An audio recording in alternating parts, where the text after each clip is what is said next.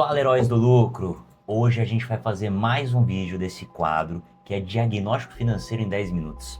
E eu não poderia ter chamado uma pessoa mais especial do que o Rafa. E aí, pessoal? Esse daqui é o cara que toca toda a operação, nosso diretor de operações, então Exatamente. não poderia ser outra pessoa mais especial que ele para ajudar a gente a fazer esse diagnóstico hoje. Então vamos lá, Rafa. Então a gente tem aqui a nossa versão, isso daqui é o que a gente realmente apresenta para os nossos clientes, Exatamente. uma das partes, né? Uhum. Qual que é esse cliente, cara? Assim, não podemos falar nome, mas qual é o segmento desse cliente? O que você pode falar aqui para a galera sobre características específicas dele, do segmento dele? Legal. Bom, esse cliente, ele é um restaurante, tá? Trabalha com cafeterias, então venda de doces, cafés, especiarias. É um cliente que está aí no mercado há mais de 2 anos, trabalha com a gente uma média de 3 a 4 meses. E aos poucos a gente está identificando algumas performances financeiras que precisam ser identificadas e melhoradas dentro do processo dele. Bom, pessoal, então aqui, Rafa, a gente está vendo a questão do caixa, certo? Exatamente. Tá, então só para a galera entender a diferença entre caixa e competência, geralmente o demonstrativo de resultado, que é o DRE, ele é feito por competência. Então é quando a conta foi gerada. Então você pode ter vendido 100 mil reais no mês, mas você não recebeu 100 mil reais no mês porque você deu prazo para os seus clientes. E a mesma coisa acontece com os gastos da empresa. Agora, o caixa é o que realmente entrou e o que realmente saiu da empresa, certo? Exato. Show.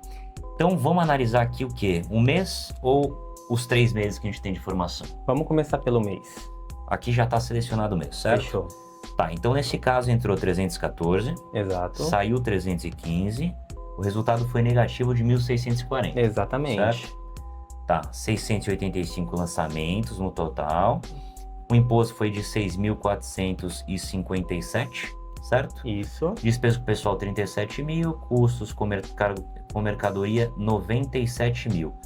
Esses daqui então foi o que realmente saíram da conta. Isso mesmo, o que Saiu da de fato conta. aconteceu. 657,88, se a gente dividir pela quantidade de receita ali, ó, vai dar mais ou menos uns 2%. Então assim, a gente está falando que essa empresa aqui não emite todas as notas, certo? Exatamente. Show.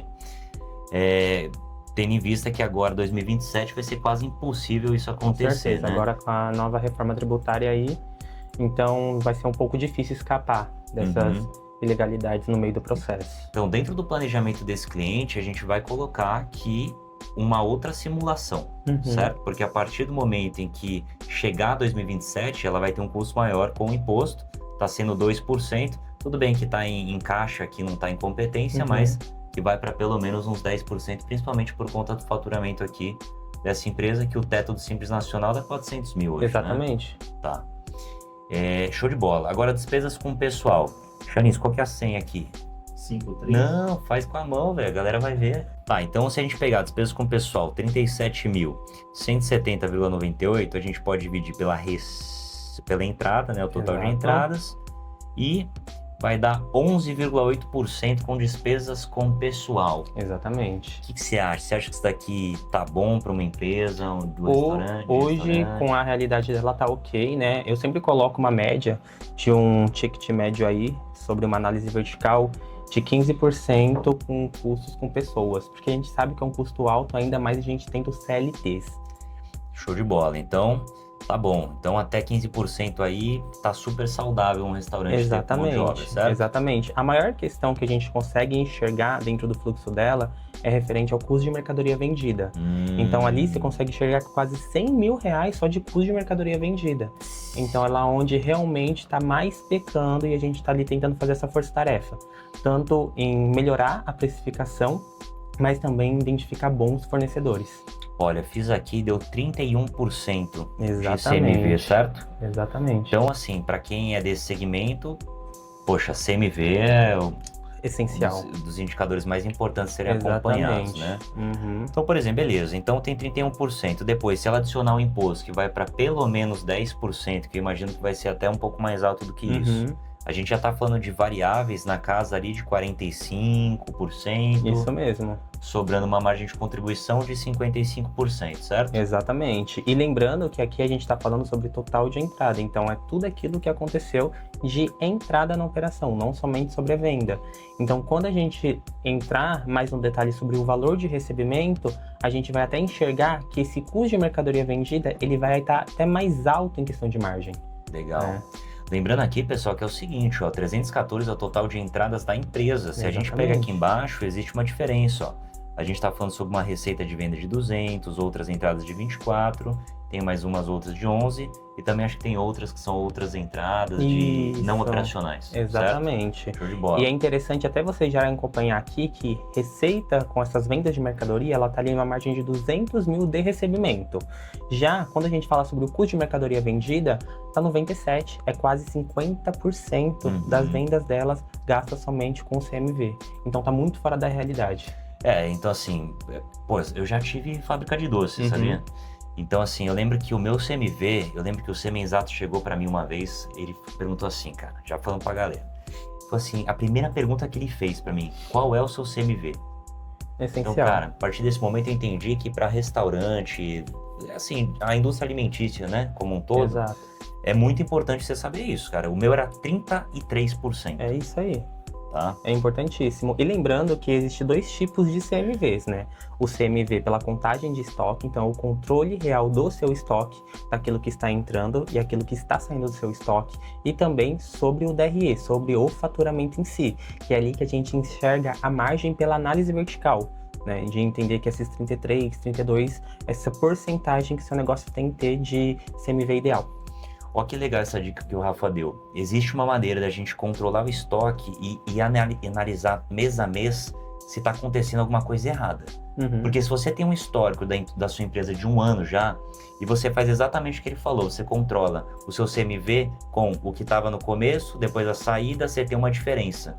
Você vai entender se um dia, por exemplo, você pode estar sendo roubado. Exatamente. Certo? Já teve casos disso, o restaurante conseguiu perceber só por essa oscilação. Exatamente. Então, muito bom. Se você ainda não está conseguindo controlar o estoque da maneira correta, da maneira que você gostaria, essa daqui é uma boa métrica para você entender isso também. Show. Vamos para o Traba aqui, galera. Agora tem algumas análises de fluxo de caixa. Exatamente. Então, basicamente, tem as entradas, as saídas, o resultado da entrada e saída. O que é o interessante aqui, pessoal? A gente consegue enxergar os picos. Eu falo que o interessante de uma análise diária é que a gente consegue, de fato, enxergar aonde está tendo um total, um grande volume de saídas e um grande volume de entradas, para a gente entender, de fato, quais são os picos. Por exemplo, um restaurante. Hoje, você sabe me dizer qual é o seu pico? Qual é o período do mês aonde você vende mais? É dia 15, é dia 30, é dia final do mês? Tem diversos períodos em si. Então, a gente precisa entender aqui quais são esses picos. Por exemplo, aqui a gente já consegue entender de bate-pronto que no dia 16 de novembro, a gente teve uma saída no total de 20.140,87. 20 mil é o fluxo negativo, certo? Exatamente. É o saldo, então. É o que de fato saiu da conta. Esse daqui nesse então período. 20 é o que saiu, é isso? Exatamente. Aí aqui, ó, já no dia 23, a gente consegue entender que a gente teve um pico de recebimento de 13.469,54. Então aqui a gente consegue entender os picos diários das nossas movimentações financeiras e como esse comportamento ele vai se decorrendo, né, durante os próximos meses. Seguinte, galera, então assim, ó, basicamente quando a gente fala de endividamento, a gente gosta de dividir em tributário, endividamento tributário, bancário, trabalhista e fornecedores. Exato. Certo? Se a gente for pegar aqui, ó, e a gente deixar, se a gente fechar aqui, ó, ele tem um endividamento ali para cada um das frentes que a gente divide, né? Em uma quantidade somando aqui 480 mil. Só que, lembrando que existe o atrasado, o a vencer e o pago. Exatamente. Então a gente precisa considerar aqui o que está atrasado e o a vencer depois no fluxo de caixa, que aí é outro relatório que a gente também tem hoje na consultoria, que a gente deixa de forma automática. Isso certo? mesmo. A gente preenche no sistema e o cliente consegue em tempo real praticamente, com uma demora de acho que uns 2 minutos, talvez, já saber o que está lançado para frente, para o próximo, até o final do ano inteiro. A gente faz uma projeção em cima disso. Então, você também que não faz isso, eu sugiro que você faça, porque é super importante. e também você avaliar sempre essa questão do endividamento. Exato. Se a gente for pegar aqui, ela tem um endividamento relativamente baixo, né? Assim, se você for pegar, a atrasada ela tem algumas coisas aqui, né? Isso. Beleza, ela tem aqui 2.000 e pouco de tributário, atrasado de credor ela tem 12.000, atrasado de 893 de trabalhista e atrasado aqui de fornecedor 1948. Se soma isso dentro de um faturamento aí de 230 na média, acaba não sendo muito. Não que seja bom ter alguma coisa atrasada. Sim. Atrasado não é um endividamento saudável. Exato. O a vencer pode sim ser um endividamento saudável, mas atrasado não. Exatamente. E a gente já consegue entender a justificativa desses atrasos exatamente pelas informações que foram repassadas anteriormente. A gente enxerga que, de fato, o caixa dela não está saudável, nem tanto por regime de caixa, nem de competência. Então, uma coisa acaba influenciando a outra. O endividamento e esses atrasados também.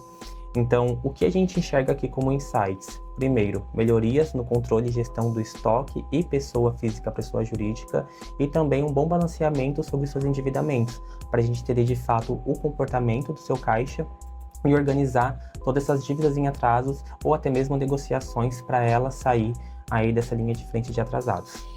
Beleza, Rafa, então deu nosso tempo, é só um diagnóstico rapidinho aqui, 10 minutinhos. Espero que você tenha gostado. Se você ficar com alguma dúvida, manda no chat. Se você quiser fazer um diagnóstico financeiro da sua empresa apresentado pela nossa equipe, também tem um link aqui na descrição. E agradecer o Rafa. Obrigadão. É nóis, gente. E vamos voltar a trabalhar, né, galera? Isso aí, não para. Tamo junto. Sucesso no negócio, pessoal. Valeu.